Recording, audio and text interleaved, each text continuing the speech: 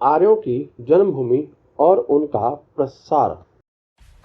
Subscribe कीजिए हमारे channel को और बेल आइकॉन को दबाइए हमारी लेटेस्ट वीडियो सबसे पहले देखने के लिए। आर्यों की जन्मभूमि कहाँ पर थी? इस विषय में इतिहास के विद्वानों में बड़ा मतभेद है। आर्यंस कहाँ से आए, वे कौन थे, इसका पता ठीक से अभी तक चल नहीं पाया है। कुछ विद्वानों का मत है कि वे डैन्यूब नदी के पास ऑस्ट्रिया हंगरी के विस्तृत मैदानों में रहते थे। कुछ लोगों का विचार है कि उनका आदिम निवास स्थान दक्षिण रूस में था। बहुत से विद्वान यह मत रखते थे कि आर्य मध्य एशिया के मैदानी भागों में रहते थे, फिर वहां से वे फैले, और कुछ लोगों का यह मानना है कि आर्य लोग भारत के आदिम निवासी थे और यही से वे संसार के अन्य भागों में फैले। फिर भी अधिकांश विद्वानों का मत है कि आर्य लोग मध्य एशिया के मैदानी भागों में रहते थे। उनके इधर उधर फैल जाने का कारण उनका चारागाह की तलाश करना माना जाता है। आर्य देखने में लंबे चौड़े और गोरे रंग के थे। वह घुमंतु प्रवृत्ति के थे। उनकी भाषा लैटिन, यूनानी आदि प्राचीन यूरोपीय भाषाओं तथा आजकल की अंग्रेजी, फ्रांसीसी, रूसी तथा जर्मन भाषाओं से मिलती जुलती थी। अधिकांश इतिहासकारों और विद्वानों के मत से यही लगता है कि यूरोप और भारत के आधुनिक निवासियों के पूर्वज एक ही स्थान में रहते थे और वह स्थान मध्य एशिया में था। आर्यस के ऑरिजिन के कुछ साक्ष्य। एशिया में उनका उल्लेख सर्वप्रथम एक खुदे हुए लेख में पाया जाता है जो ईसा पूर्व 2500 के लगभग का है। घोड़ों की सौदागरी करने के लिए वह मध्य एशिया से एशियाई कोचक में आए।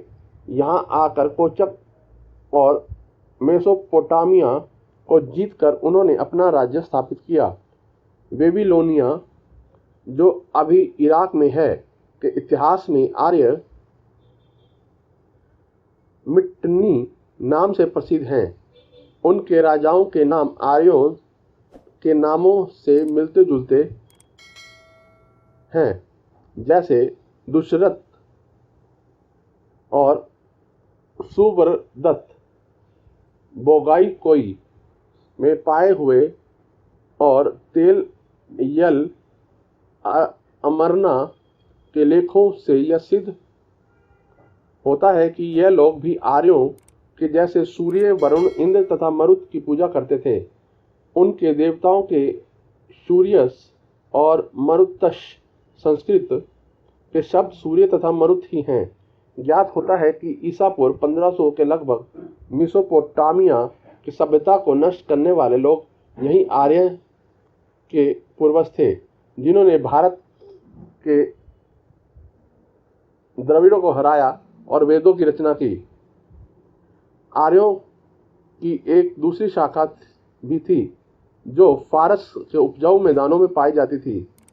उन्हें इंडो ईरानियन कहा जाता था। पहले इन दोनों दलों के बीच कोई स्पष्ट अंतर नहीं दिखता था। जैसे वह एक ही देवता को पूजते थे, पूजा पाठ का ढंग भी एक ही था। कालांतर में ईरानी दल बदल गया। उनके नामों से भी जो समानता थी वह भी धीरे धीरे नहीं रही।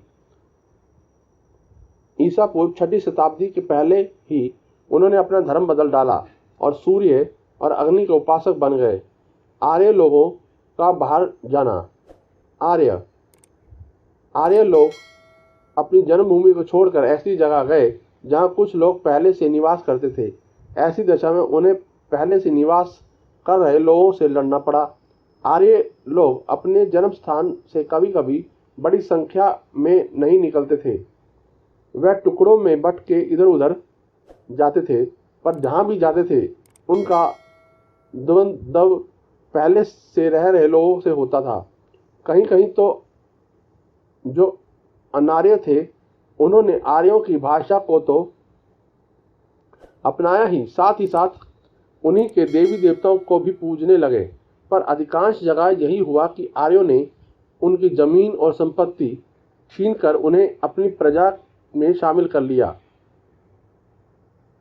आर्यों के बाहर निकलने का समय ठीक तौर पर निश्चित नहीं किया जा सकता, परंतु विद्वानों का अनुमान है कि यह घटना 3000 ईसा पूर्व से पहले की नहीं है।